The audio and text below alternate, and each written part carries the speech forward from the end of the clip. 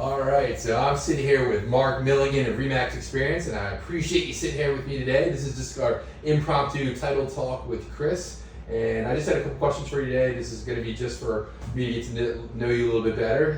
Feel free to answer however you want. I'm going to start with, your background. What's your superhero origin story? How'd you get started in the real estate industry? So I got started in real estate. I was bartending, and I was looking for a career change. Figured I was good with talking with people. Knew a couple realtors in the business. I would watch them. One in specific, David Orso. Nice. I always see his signs, and I'm like, you know what? I'm gonna be like him one day. I love it. He's a good role model. But and then I just took the classes, continued working in the bar and real estate, and then blossomed from there. And what year would you say this is? 2016. So I got licensed in 2016. And you're currently now with RE Experience in Pasadena, Maryland. Tell us a little about your brokerage and your company. So I started out with Pasquale from the beginning. It's been great. First year, capped out on them. RE structure, pretty sure you know it. I mean, it goes 100% club my first year, and every year after that, with the option of just missing Platinum Club my third year. I did get it my fourth year. But it's been a great brokerage to work for. Awesome support behind us with Pasquale and our other admin team. That's a fantastic achievement. For those that don't know, Platinum Club is $250,000 in GCI, which is an amazing accomplishment. So congratulations to you. Thank you. You generally seem to have a great time. You generally seem to be enjoying it, and everyone I've ever met that's worked with you loves working with you. So what would you say sets yourself apart as Mark Milligan, the realtor, that people choose to work with you? So I'll go above and beyond for clients, agents, lenders. I pick up my phone, I communicate if we have a problem, which they do transpire at times. I look for a solution on it. We don't sit there and what the problem happened, how do we fix it? Mm-hmm. And people that know me, that have worked with me, that we have, ran into problems, they know that we get it done. And I like that. So a lot of people don't know this, but I'm actually sitting here with a bona fide TV star. I'd like to maybe get a little bit of background about how much fun that is and how'd you get that opportunity, and tell us what your show's about. So I was actually open house one day, met a straggler that came in the last 5 minutes, right? We talked to her for about an hour and a half, Adam Witt and I. We've done about 6 deals with her now, between her referral base, and her family. Okay. Well, her son and daughter are connected into the TV world. Reached out to HGTV and said, we would like to be featured on your show. Brought me along with the ride, and we went house shopping with their journey. So it was definitely an exciting time. That is exciting. Well, it was really fun to be flipping through the channels and see you. I'm like, I know that guy. How did he get on the TV show? So I think that's pretty cool. That's pretty cool. So tell me about maybe a memorable success story or an experience you had while helping a client buy or sell a property. I'm sure you have one. So I was in a deal with a client. We had fell out of escrow 3 times over nonsense, uneducated agents and buyers that came into the deal. Anyways, I was there 100%. We got it fixed. Paid for, inspections that came out of my pocket. When we settled on their new home, beautiful home, their daughters wrote me pictures of me and them. Awesome. Viewing homes. And that was that kind of, that made them look at me more as a friend than a realtor. And to this day, we're going this Saturday to their birthday party. That's amazing. Yep. So clients become friends. Correct, yeah. That's amazing. So. Awesome. Well, thank you for sharing that. Now, next thing I'd like to know is, what would you give as advice to first-time home buyers or first-time sellers in this market today? In this market, we don't know what to tell you. Inquiring minds want to know. So we are sometimes our biggest problems. Us as an agent go into the home and we let the seller or buyer tell us what, my neighbor's house sold for $40,000. That's great, okay? But what happens when their house doesn't sell for $40,000? They're expecting that, and you have people that go in there and say, "Yes, yeah, we'll list it for this and have that." Well, we don't know. We don't know.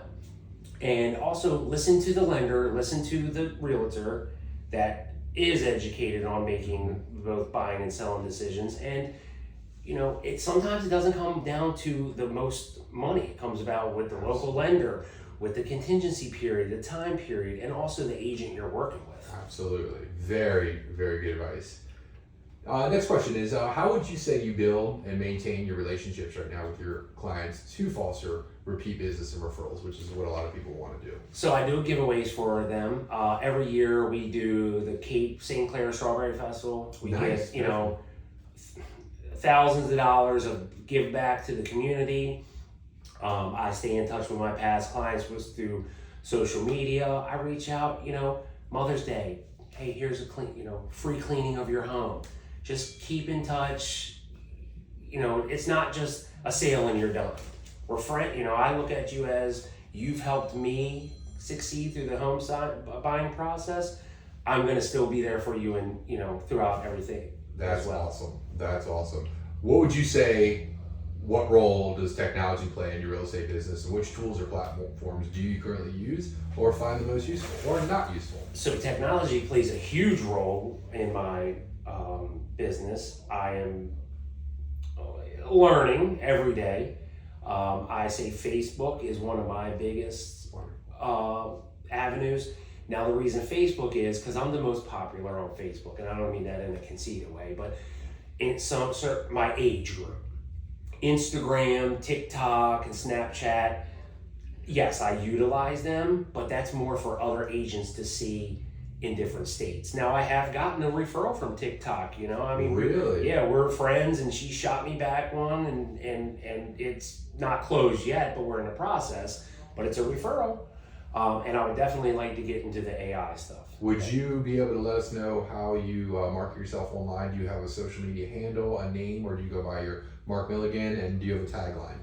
Yeah, so I have a business profile, which I don't have that many followers on. I have a personal Facebook that I have about 4,500 friends and clients on. And yes, I do hashtags, make it happen with Mark Milligan. Okay. But for the most part, I utilize my personal Facebook the most. So if people want to find you on social media, how would you recommend they do that? Mark Milligan Jr. Mark Milligan Jr. Yeah. Okay. Okay. How do you currently approach your process for selecting and partnering with other professionals in the industry, such as lenders, title companies, inspectors, any service provider? How do you go about? I like when our job is easy as a realtor. So everyone says when we're in real estate, we have to do everyone's job. And that's true sometimes. We have to make sure the lender is meeting their, financing contingency period. We need to make sure titles ordered the title. We need to make sure the home inspector completed all the tests and has the home inspection in time. So with us following up, one thing is it makes it easier where sometimes, as far as like home inspections, I'd call my home inspector up and schedule an appointment that day, boom. Easy.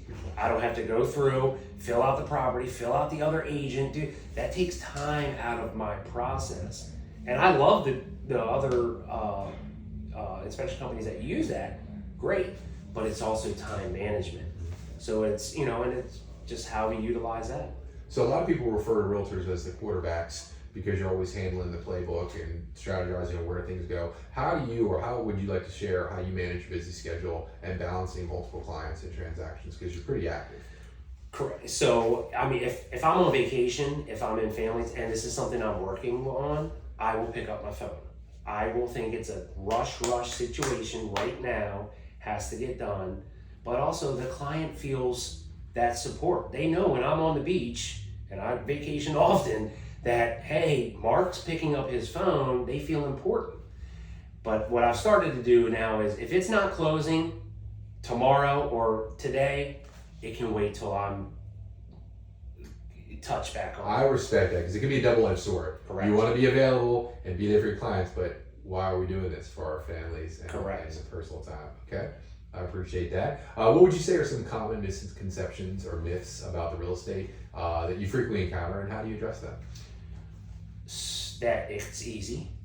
You have everyone that came in, they saw the market, they see, vacations, they see the closings. They don't see behind the doors. They don't see me up till 12:30, 1 in the morning, crying, pulling my hair out, pacing the floor, preparing paperwork, setting up for this appointment. They don't see the whole aspect of it. They see the happy closing signs, they think dollar signs, they see the vacations, and it's hard. I mean, it's not for the weak, They don't see the inside baseball. They don't see the inside.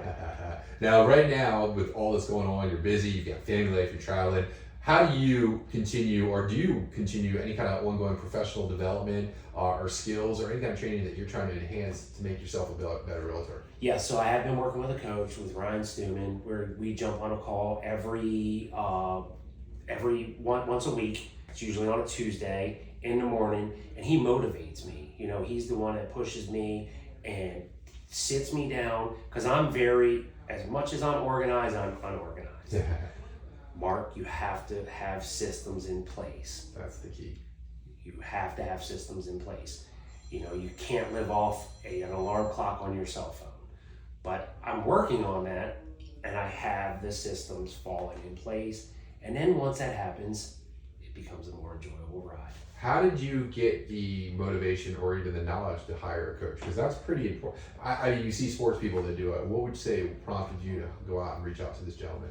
Everyone thinks they're the best. You're not. There's always somebody out there that's smarter than you, that's, has more money than you. And I look to that as a learning cue. I look at what other people are doing, and if they do it better than me, I respect them. I don't judge or hate them. I learn from them. So I wanted to upscale my business, because I started seeing other people that have been in the business as long as myself, that were on a different scale level than me. And I said, okay, I want to utilize some of the things that they do, and I know that they use a coaching system, but I had to find the right one that worked for me. Absolutely. Well, that's very smart. I find that you look at the professionals in sports, they all have coaches. Why don't people do it more in this business? So it costs money. Well, that's the biggest hurdle for a lot of people, and I get that. Thank you for sharing that. Have you ever encountered a difficult situation with either a seller or a buyer? And how did you handle the situation? Did you ever encounter a difficult situation with a difficult seller personality or a difficult buyer? And how did you handle the situation? Yes, I worked with a gentleman for over 2 years. We tried to get him financed. Put his mom on a loan. She went out and burned a credit card up. Multiple ways, USDA. Then coronavirus hit, and he was a in-house therapist, so they cut his hours back.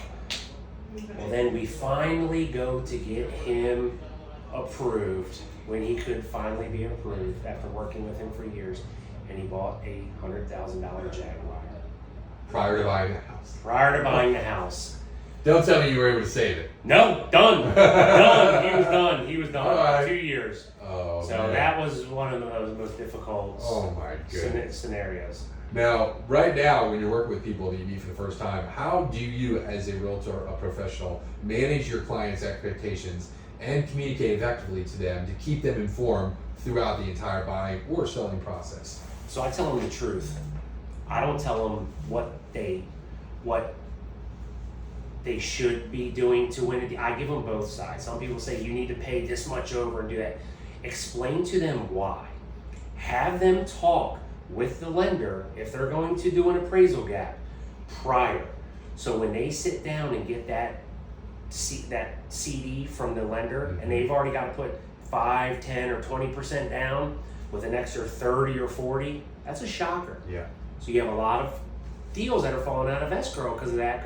And again, you're not explaining to the client, just remember, you have your down payment, but now you also have a $40,000 possibly payment as well. Are you prepared for that? So you're setting the expectations. Setting the expectations. Okay. Yeah. Now, a lot of people out there want to know what is that realtors do, and one of the biggest things that we in the industry are responsible for is coming up with the value of a home, especially when you're taking listings. So how would you describe your methods you use to evaluate what a property is worth when you go to list it?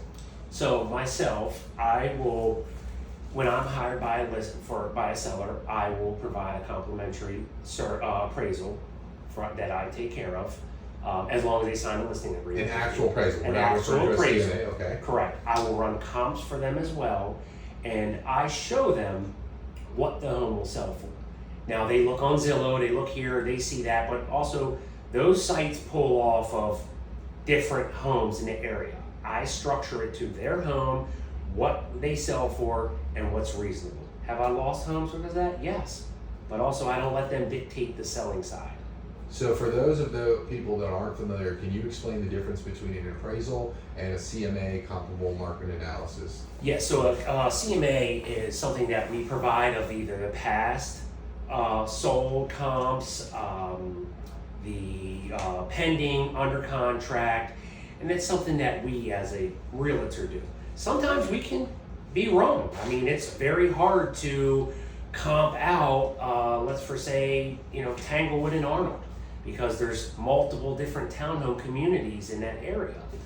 So what the appraiser will do is they will go back and they will then measure the square footage of the home, or they will get the square footage of the home, the garages, detached garages. They do a more in-depth search. Okay, and so you're paying for an actual appraisal done. Correct. In addition to your CMA. And not a lot of people do that, so that's a huge value proposition that I think a lot of people need to be aware of. That's awesome. And also it helps as, say you have an agent come in and say, this house is overpriced for the neighborhood. Well, and it happens. You're right, well, here's an appraisal by XYZ Appraisals that is uploaded in the disclosures as well, if you would like to look at it. That's That's what we came up to. And then if we do have appraisal issues down the road, we can submit that and fight for that price and use it as leverage. How about a time or an example when you went in above and beyond to provide an exceptional customer service to a client, that you did something above and beyond probably what they expected? Could you imagine a time that you surprised a client with the service that you rendered? Yeah, I try to do that with almost every transaction. Do feelings come involved? Of course. When we don't win an offer, it's my fault. But I educate them on what we're up against. I try to always call the other agent and figure out why we lost. Please let me know where I can better myself for next time, or at least where I can tell my client, hey, they had more money than you, or they waived the home inspection where you didn't. I always try to give them the information on why we did lose, just not being, hey, our realtor lost. I try to give them an explanation on why and how we can better our next deal. I really respect that. As we approach the end of this, I'd like to maybe get your take on, as a realtor, you run your business your own way, you're unique about it. What would you say is one thing in this business, if you had the power to wave a magic wand, that you'd like to improve or could make better about this industry?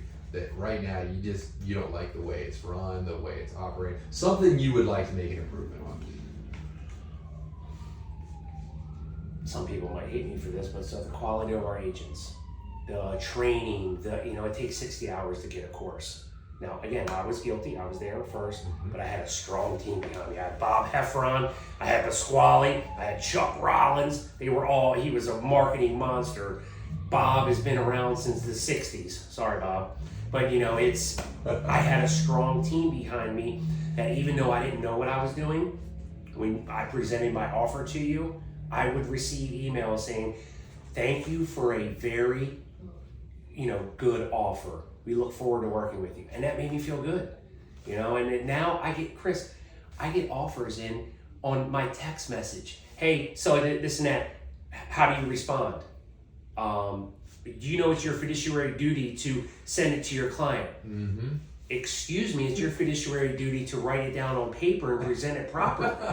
Not over text message. Correct. And it's like I try to help, and again, I get frustrated, but then I'll help them.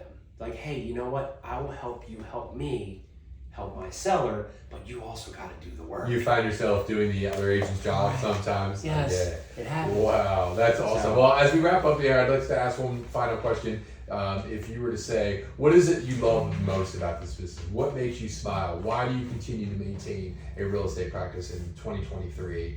What I love is I love helping people that I know is going to set them up for financial success. Also, when I see them moving in with their family into a home that makes them happy, that's what makes me happy. To see other people happy. You know, I mean, when they say this is their dream home and they love it and they look forward to living the rest of their life there, that's what I like.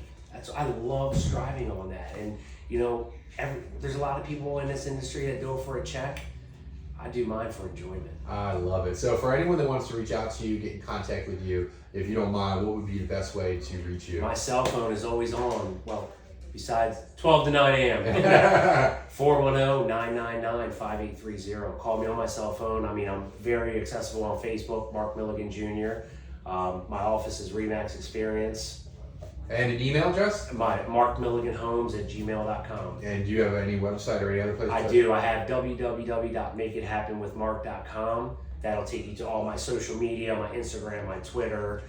But if it's, I'm an old school guy. Pick up the phone and call me. If you have a question, anything, bounce off. We can learn from each other. Call me. Well, I appreciate it today, Mark. This has been really fun. I appreciate the opportunity to answer some questions, and I look forward to doing this again. I appreciate it. It's always a pleasure. Thanks again, brother. Thank you. All right.